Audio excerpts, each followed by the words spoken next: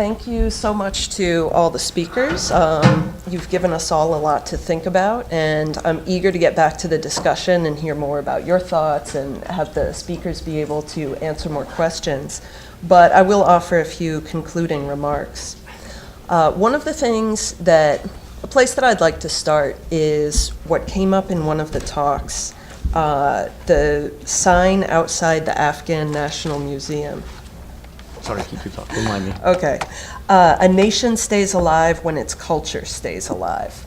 Now, when the culture is destroyed, you can imagine, say, a Syrian refugee fleeing to a very uncertain future, and with, these images of a destroyed past behind him or behind her.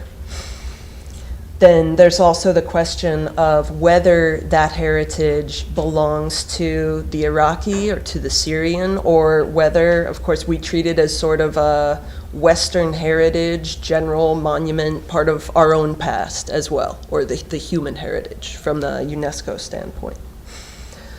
And during a war, of course, our immediate concern is always with the humans who are suffering on the ground.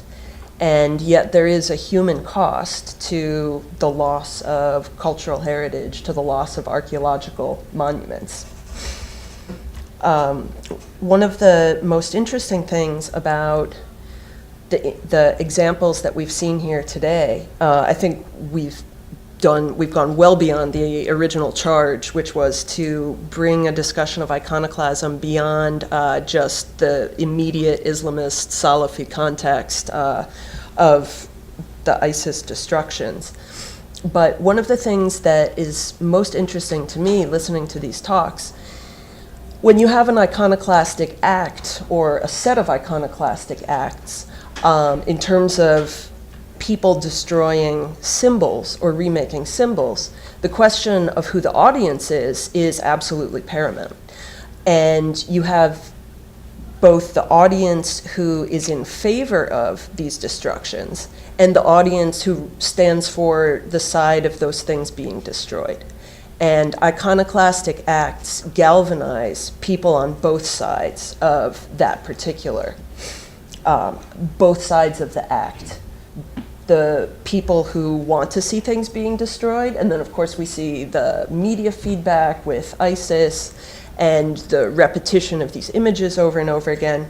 And then we also have the counterexample of when we click on an image of a temple which is now destroyed. I forget who brought it up in their presentation or in their question, but the whole comes to stand for the thing as well, the place where the thing used to stand.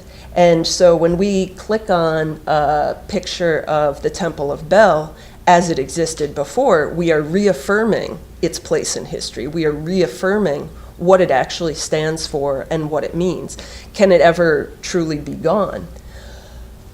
No, and that brings us back to Peter's point and Joe's points about museums and the possibility of recreating in some way the original aura of the work. And once you remove it from its original context, how much has it lost and how much does it retain?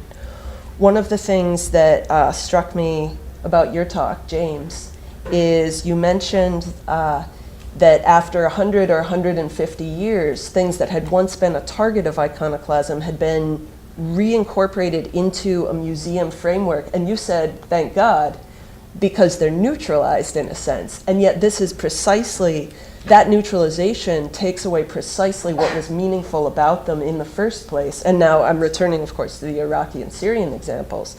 These are examples that people can point to and say, look, that's me, that's my heritage. And once it's in a museum, it is in a sense, completely vivisected out of its original environment. So when you say thank God, I thank deities, I suppose, alongside you, insofar as it's no longer the locus of a destruction, and yet I see it as having moved into a historical consciousness in a way that I'm not sure I don't know. I mean, when people lose their heritage when it moves into that strictly historical meaning. So I really want to get back to the main conversation. I want to get back to hearing what everybody else has to say, but I will leave you with just a note. I spoke to the former director of the National Archives and Museum in Baghdad, and he did not want, I mean, most of the government buildings in Baghdad have pictures of Imam Hussein and Imam Ali on them. It's Shiite dominated. This is not surprising to anyone. And yet it is, in a deeply sectarian Iraq, it is standing for the fact that, or the notion that, in fact, these buildings do not represent all Iraqis. They are being monopolized by the Shiite-dominated government at the moment.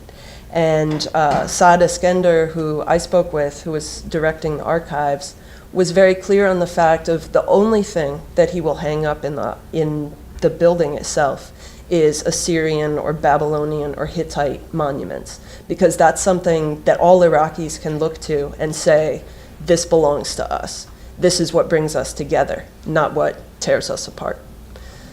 So thank you, and I welcome more questions. I'd like to get the rest of our panelists up here to take more questions.